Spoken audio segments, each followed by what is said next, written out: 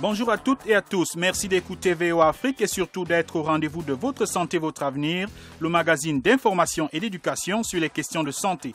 Pour vous le présenter, je suis Mamadou Oumfa et Rosine Mounezero est avec moi dans ce studio pour la co-présentation. Bonjour Rosine. Bonjour Mamadou, bonjour chers auditeurs. Cette semaine, nous nous intéressons à la drépanocytose, une maladie génétique qui se transmet des parents aux enfants. Professeur Akwete Yvonne Segebuna. C'est dans les 6 mois qui suivent la naissance de l'enfant que les premiers signes apparaissent.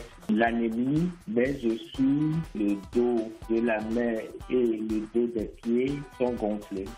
La drépanocytose est une maladie handicapante qui peut être source de désespoir au moment d'envisager la procréation. C'est ce que nous dira un malade. Il m'arrive de ne pas penser sur le mariage. Je me dis, pourquoi avoir des enfants qui risqueront de se poser 1001 questions sur cette maladie génétique? À l'heure actuelle, il n'existe pas de traitement contre la maladie. Les rares solutions sont souvent coûteuses, mais certaines organisations s'activent pour aider les malades. Béatrice Garrett. Alors nous faisons donc du dépistage, de l'accès aux soins, de la formation des professionnels de santé et puis également de la sensibilisation parce que c'est une maladie qui est très très mal connue. Nous irons aussi en RDC où est vulgarisé le test de dépistage rapide contre cette maladie. Mais tout de suite, commençons par l'actualité. Coup d'œil sur l'actualité. Pour parcourir l'actualité santé, nous recevons Firmin Koyaweda. Bonjour Firmin. Bonjour Rosine. Encore une épidémie de choléra en République démocratique du Congo. Oui Rosine, depuis le 5 juillet, une épidémie de choléra a causé la mort de 4 personnes et contaminé plusieurs centaines d'autres à Goma et sa périphérie, au nord Kivu, dans l'est de la République démocratique du Congo. La cause de cette épidémie est liée au manque d'eau, à l'insalubrité et à la non-observation des règles élémentaires d'hygiène, a indiqué Maître Feller Lutaïchirois, vice-gouverneur de la province du Nord Kivu. Il a invité la population à consommer de l'eau potable, à se laver correctement les mains avec du savon ou de la cendre, à ne pas manipuler le corps d'une personne décédée des suites du choléra. Habitué aux épidémies de choléra, la RDC se prépare à faire face à la situation.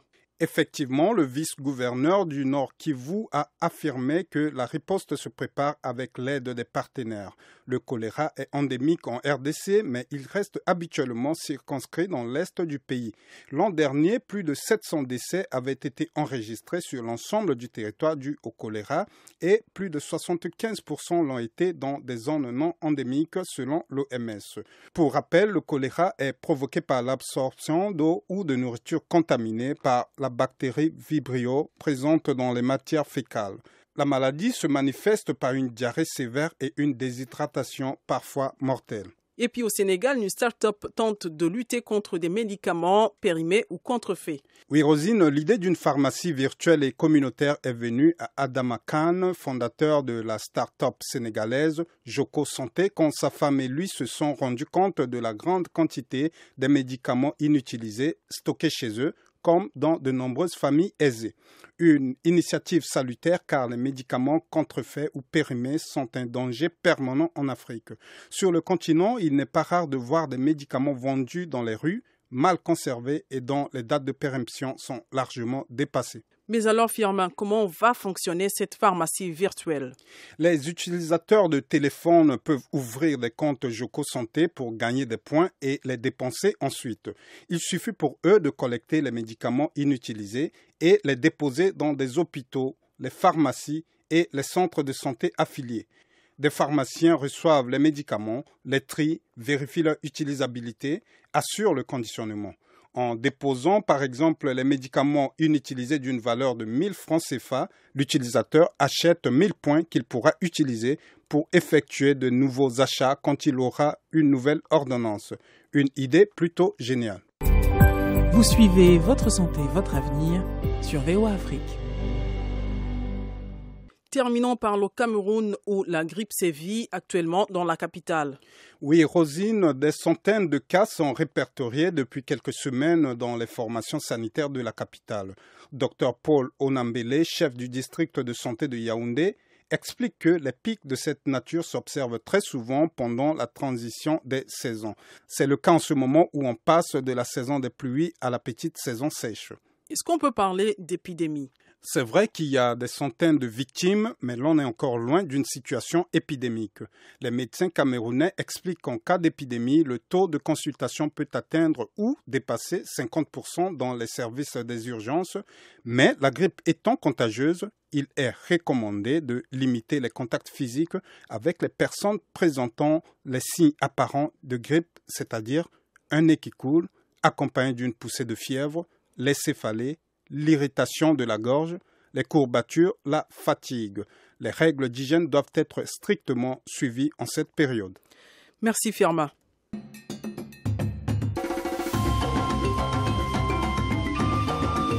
Votre santé, votre avenir, l'invité de la semaine.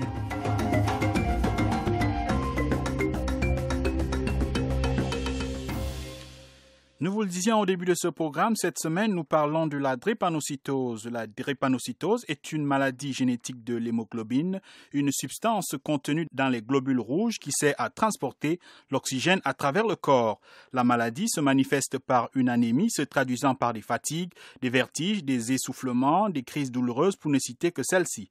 Cette maladie reste très peu connue et pourtant, près de 5% de la population mondiale porte les gènes des maladies de l'hémoglobine. Connaître son statut est la première étape pour éviter la propagation, car la drépanocytose se transmet des parents aux enfants et il n'existe pour l'heure aucun traitement pour en guérir. Pour en savoir plus, nous avons contacté le professeur Akwete Yvonne Segebna. Il est enseignant à la faculté mixte de médecine et de pharmacie de Lomé au Togo. La drépanocytose est une maladie du globule rouge et en particulier de l'hémoglobine. Chez les drépanocytaires, l'hémoglobine normale AA est substituée par une hémoglobine anormale qui est l'hémoglobine S. La transmission est génétique, c'est-à-dire que ce sont les parents qui transmettent la drépanocytose à leur enfant. Et à l'origine, qui sont les personnes les plus touchées? Qui est-ce qui est concerné par cette maladie? Il y a beaucoup de personnes, surtout en Afrique subsaharienne, où les fréquences varient de 5 à 30% en fonction des régions. La région de la forêt congolaise, disons d'Afrique centrale, autour de 30% de prévalence du trait S. Chez nous, au Togo, nous sommes autour de 16% de prévalence du trait AS. Donc, vous mesurez donc l'impact en termes de transmission de la maladie. Quels sont les signes qui peuvent alerter une personne de l'existence de cette maladie dans son corps? Généralement, lorsqu'on présente une forme majeure de drépanocytose, cette forme majeure, c'est la drépanocytose homozygote, couramment appelée SS. Ensuite, il y a la drépanocytose hétérozygote, c'est la forme SC. Et ensuite, il y a l'association de formes d'hémoglobine S associée à la thalassémie, en particulier à la bêta-thalassémie. Donc voilà les formes. Et donc généralement, c'est dès la naissance, dans les 6 mois qui suivent la naissance de l'enfant, que les premiers signes apparaissent. Et c'est surtout l'anémie, mais aussi ce qu'on appelle le syndrome pied-main, c'est-à-dire que le dos de la main et le dos des pieds sont gonflés. Donc c'est les premiers signes de la maladie dans l'enfance. Et donc, par l'anémie, on comprend alors que les personnes vivant avec le VIH-Sida constituent une population à risque. Je ne pense pas qu'il faut analyser de cette façon. Il faut voir un peu les causes de transmission du VIH chez l'enfant. Si la mère est séropositive, c'est possible qu'elle puisse transmettre le VIH. Mais ça fait 2 affections différentes qu'il faut traiter différemment.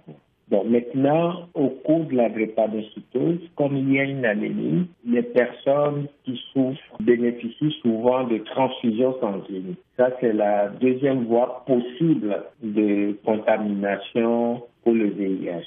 Mais bien entendu, vous devez tenir compte du fait que les différents tests sont effectués sur les poches de sang avant la transfusion. Donc on parle en fait de risques résiduels. Et quelles peuvent être alors les complications les plus graves pour les personnes vivant avec la drépanocytose? Ça dépend de la prise en charge. Ce qui a été rapporté d'une manière générale, et les différentes études sont concluantes, c'est qu'il faut une prise en charge précoce dès le bas âge, c'est-à-dire en faisant donc, si c'est possible, un dépistage néonatal, c'est-à-dire à la naissance. Et dès que le dépistage est fait, il faut la prise en charge de ces patients.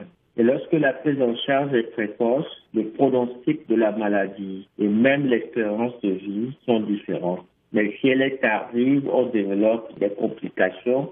La drépanocytose est une maladie multifocale qui va toucher un certain nombre d'organes chez le drépanocytaire, surtout dans l'enfance. Ce sont des syndromes infectieux. Ensuite, il y a des complications liées à l'anémie. Généralement, on aboutit à une lithiase vésiculaire vers l'adolescence et l'âge adulte. Et il y a aussi les accidents vasculaires cérébraux qui sont possibles chez les drépanocytaires. Existe-t-il un traitement pour la drépanocytose? Jusqu'à présent, la seule possibilité de guérison de la drépanocytose est la greffe de moelle osseuse. Mais les indications sont réservées, notamment aux patients ayant fait un accident vasculaire cérébral. Par ailleurs, il faut noter que le coût d'une greffe de moelle osseuse va dans les 100 millions de francs CFA, donc pratiquement inaccessible à nos pays. En deuxième ligne, il y a l'hydroxyurée qui permet quand même d'espacer les crises et d'améliorer un certain nombre de symptômes chez les drépanocytaires. Et généralement, surtout dans les pays développés en Europe et aux États-Unis, les patients sont mis systématiquement sous hydroxyurée et cela leur permet d'avoir un confort de vie acceptable. Bon, les autres produits utilisés, c'est surtout l'acide folique pour aider à la production des globules rouges. Et dans notre contexte en Afrique, le problème de paludisme se pose. Il faut, dans la mesure du possible, assurer la prévention du paludisme et éventuellement, dès qu'on soupçonne un palud, faire un traitement présomptif. Et dès lors que l'on sait que la maladie se transmet des parents aux enfants, y a-t-il un moyen pour un drépanocytaire d'avoir des enfants sains? Quels conseils pouvez-vous donner aux parents drépanocytaires? Tout cela dépend de la technologie disponible. C'est possible de détecter durant la grossesse si l'enfant qui va naître sera drépanocytaire. C'est des tests qu'on effectue généralement dans les 3 premiers mois de la grossesse. Les parents peuvent alors décider de garder l'enfant, soit alors éventuellement faire procéder à un avortement thérapeutique. Bon, maintenant, pour les parents qui ont des enfants drépanocytaires, le meilleur conseil, c'est la prise en charge médicale. Une prise en charge médicale au long cours qui va permettre de suivre régulièrement le malade et de pouvoir éventuellement traiter d'éventuelles complications. Mais toujours est-il que ça améliore énormément les conditions de vie des drépanocytaires. Et donc la prise en charge est purement médicale? Oui, c'est purement médical. Bon, maintenant, des essais sont en cours pour la thérapie génique, mais cela n'est pas encore concrétisé pour qu'on parle de cette utilisation à grande échelle.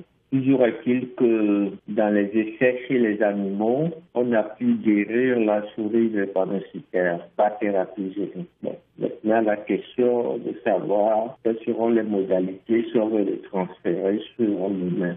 Mais ça aussi, c'est un traitement qui va coûter cher. C'est pratiquement inaccessible aux populations d'Afrique subsaharienne. Donc, la meilleure chose, c'est le dépistage et la prise en charge. C'est quoi l'accessibilité en termes de coûts financiers de la population, effectivement, de l'Afrique subsaharienne à ces soins de santé?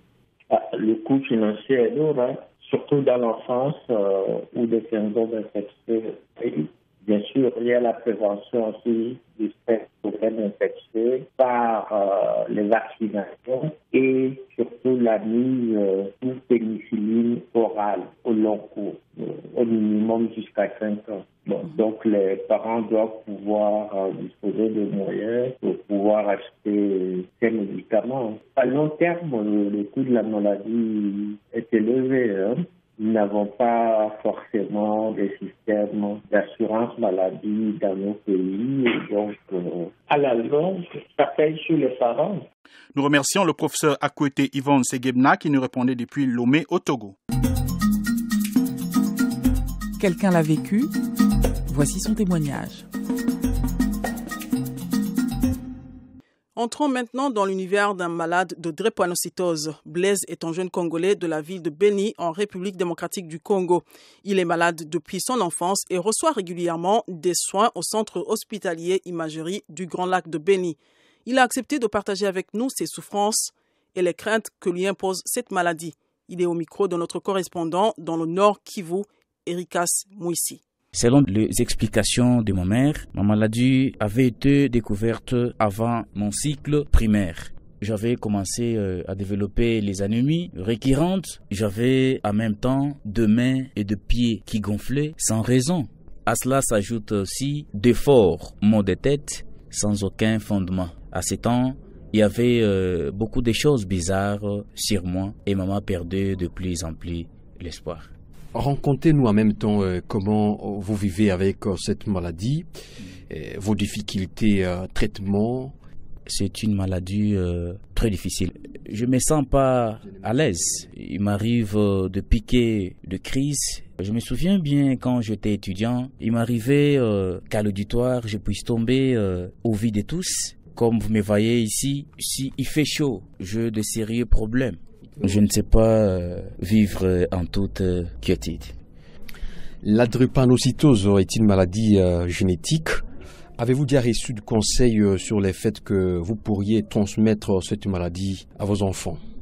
Je crois que c'est le premier réflexe que je dois avoir quand on me dit que c'est une maladie génétique. Voilà ce qui renforce encore mon malheur dans ce monde.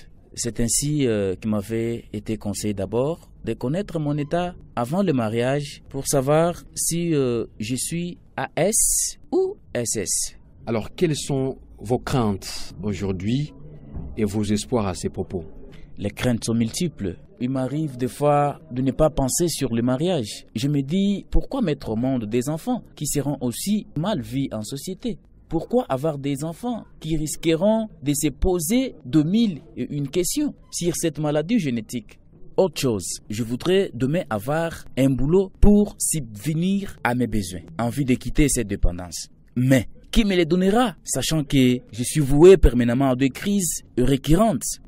Non, mon cher, que Dieu nous fasse simplement grâce. Restons en RDC, le 3e pays le plus touché par la drépanocytose après l'Inde et le Nigeria. Là-bas, 50 000 enfants naissent chaque année avec le gène drépanocytaire. Il faut espérer que le test de dépistage rapide en cours de vulgarisation dans le pays aidera dans la lutte. Le docteur Patricia Foto, directrice du programme national de lutte contre la drépanocytose en RDC, nous a dit ce qui se fait dans le pays pour combattre la maladie. Elle était au micro de notre correspondante à Kinshasa, Béro Matanda. C'est un réel problème de santé publique, non seulement en RDC, mais dans plusieurs contrées de l'Afrique subsaharienne et aussi dans le monde, dû aux migrations et au mariage mixte. Pourquoi est-elle un problème de santé publique? Parce que c'est une maladie grave et aussi sa prévalence dans la population. Dans sa forme hétérozygote, elle est environ 30 à 40%, et dans sa forme homozygote, c'est-à-dire le malade, qui est de 3 à 4%. Donc en RDC, nous avons 3 à 4% de nouveau-nés qui naissent drépanocytaires. La RDC elle-même a le lourd fardeau de porter environ 50 000 naissances chaque année. Quelle est la politique de santé publique des autorités de la RDC pour lutter contre la drépanocytose? Sa politique consiste en 2 stratégies, stratégie de base et stratégie d'appui. Pour les stratégies de base, nous commençons par viser la prévention, que nous définissons par la communication pour le changement de comportement, le conseil génétique et aussi le dépistage. Ensuite, nous avons la prise en charge des cas. et la surveillance épidémiologique. Quant aux stratégies d'appui, là nous avons la formation du personnel, la planification et le suivi évaluatif. Madame Foto, le test de dépistage rapide de la drépanocytose sera désormais vulgarisé en RDC. Est-ce qu'il y a des avantages par rapport à cela? Comme le nom l'indique, c'est un test qui est rapide. On peut le faire directement en 5 minutes et il pourra être accessible sans tenir compte de l'électricité parce qu'il se fait juste sur une petite plate-bande. Après ça, il est rapide, son résultat, on le obtient après 5 minutes. Et il pourra être accessible à un grand nombre de populations, même dans le milieu très difficilement accessible géographiquement. Y a-t-il des stratégies pour sa vulgarisation? Pour sa vulgarisation, nous attendons à pouvoir redynamiser les partenaires techniques et financiers et aussi redynamiser le partenariat public-privé pour soutenir ce test de dépistage. Avant de terminer, est-ce que nous pouvons savoir les perspectives d'avenir à court, à moyen, à long terme dans la lutte contre la drépanocytose en RDC? À court terme, nous voulons mener un plaidoyer pour la mobilisation des ressources, vulgariser le protocole de prise en charge qui existe et qui a été révisé, vulgariser le test de dépistage rapide et à moyen terme, nous comptons intégrer la drépanocytose dans le paquet minimum d'activités et le paquet complémentaire des zones de santé. Et nous comptons aussi rendre systématique le dépistage néonatal. À long terme, nous voulons avoir un laboratoire national pour promouvoir la recherche pour la drépanocytose.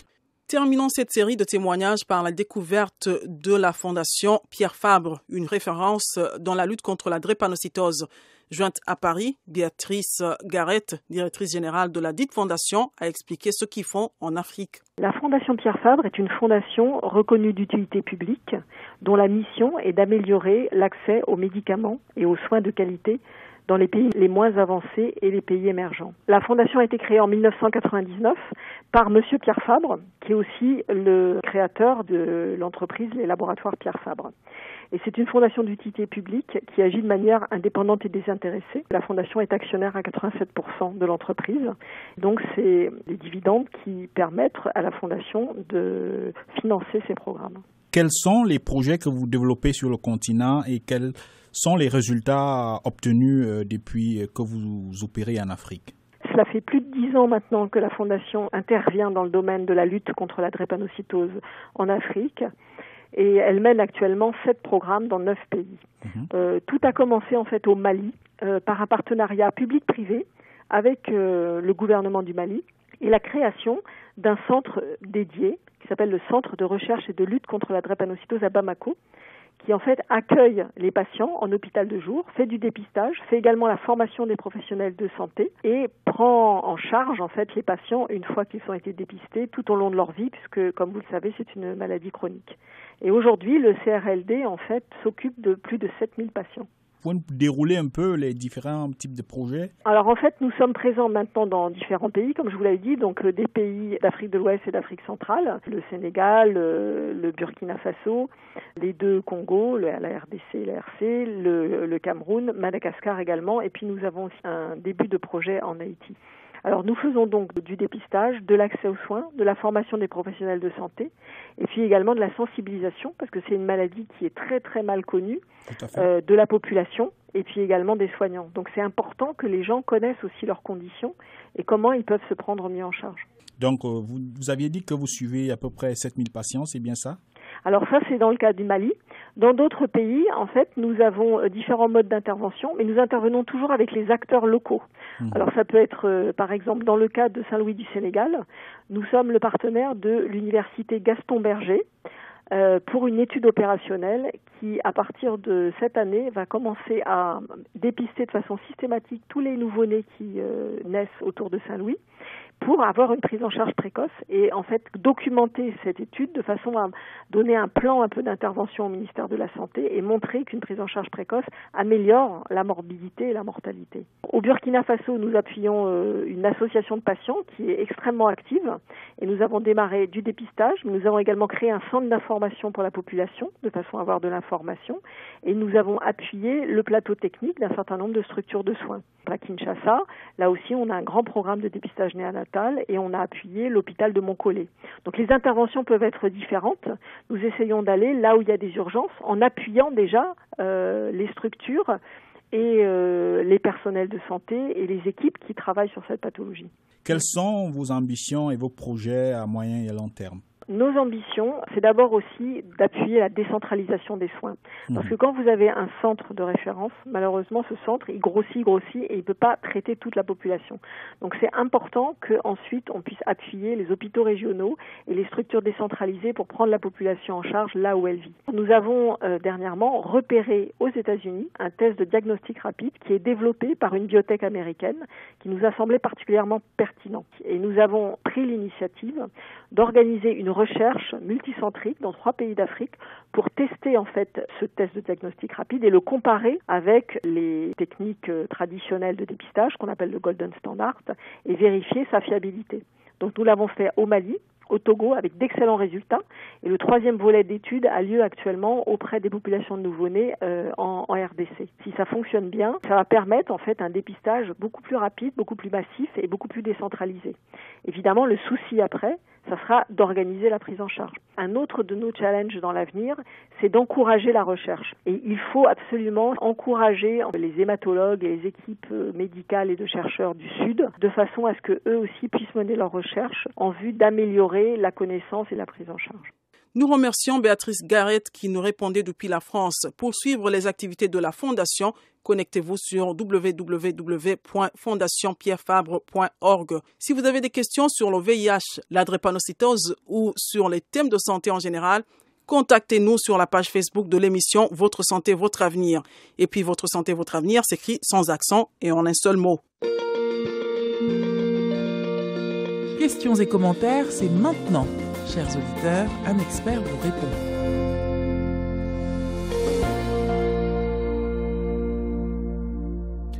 Voici le moment, chers auditeurs, où nous vous donnons la parole pour poser vos problèmes de santé. Cette semaine, l'un de nos correspondants à RDC, Erikas Mouizi, a recueilli les questions auprès de nos auditeurs à Bukavu. Nous avons sélectionné l'une de ces questions et notre consultant, le Dr Amangenkap, y a répondu. Le Dr Amangenkap est médecin urgentiste et praticien au centre hospitalier universitaire de Soissons en France. Bonjour docteur. Bonjour docteur.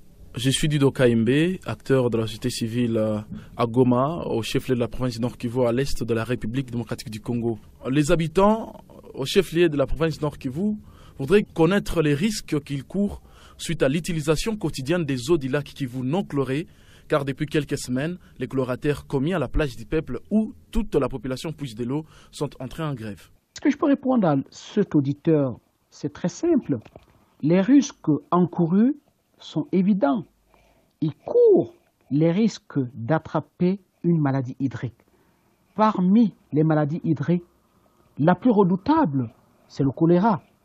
Mais il y a aussi la fièvre typhoïde que nous redoutons. Bien évidemment, il y a aussi les hépatites, notamment les hépatites A et E. Les hépatites A et E qui sont des hépatites hydriques, alors que les hépatites B et C sont des hépatites plutôt dont on contacte par voie sanguine. Les risques que l'on court également en consommant une eau qui n'est pas traitée, une eau qui n'est pas potable, une eau qui probablement doit être polluée, c'est bien sûr les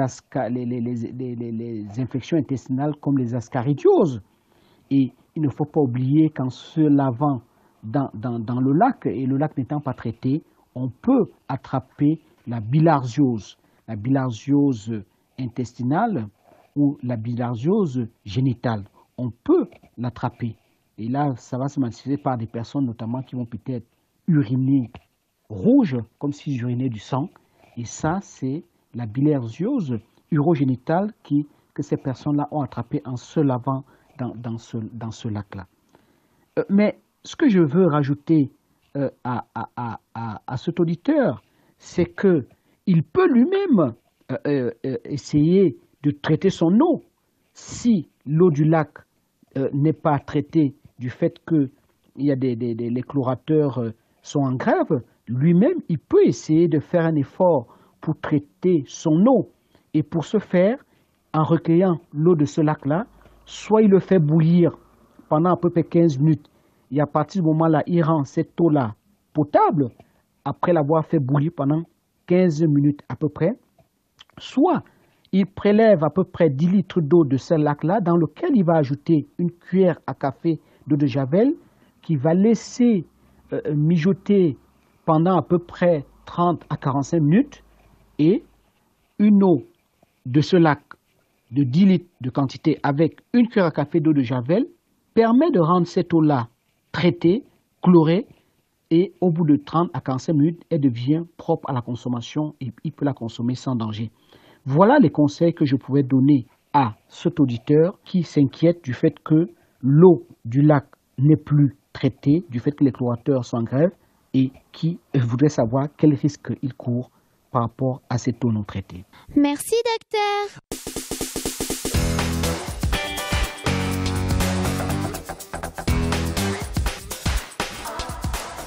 C'est ici que prend fin votre santé, votre avenir. Cette édition était consacrée à la drépanocytose, une maladie génétique qui se transmet des parents aux enfants. Pour en parler, nous avons reçu comme invité le professeur Akouete Yvonne Segebna, enseignant à la faculté mixte de médecine et de pharmacie de Lomé au Togo. Il nous a expliqué les causes, les manifestations et les moyens de prise en charge des malades. Nous avons aussi écouté le docteur Patricia Foto du Programme national de lutte contre la drépanocytose en RDC et Béatrice Garret de la Fondation Pierre Fabre qui contribue à la lutte contre la maladie en Afrique. Notre consultant, le docteur Amangenkap, a répondu aux questions des auditeurs. Merci à tous ces experts et spécialement à Blaise, un malade de la drépanocytose qui a accepté de témoigner sur les souffrances, les peurs et les doutes que lui impose la maladie. Merci également à Firmin Koyaweda qui était avec nous pour l'actualité santé. Nous remercions également nos différents correspondants en RDC, Gabriel Nina à Lubumbashi, Bero Matanda à Kinshasa et Erikas Mouissi à Beni qui ont aidé à la préparation de cette édition. Une édition réalisée avec le concours de Michel Joseph et de Aiden Outko qui était à la console. À la présentation, vous étiez avec Rosine Monezero et j'étais en compagnie de Mohamedou Oumfa. Restez branchés au programme de VOA Afrique et n'oubliez surtout pas de prendre soin de votre santé car votre santé, c'est votre avenir. À la prochaine. C'était Votre santé, votre avenir, une production de VOA Afrique. Pour vos commentaires, vos questions ou vos témoignages, retrouvez-nous sur voaafrique.com ou sur notre page Facebook VOA Afrique.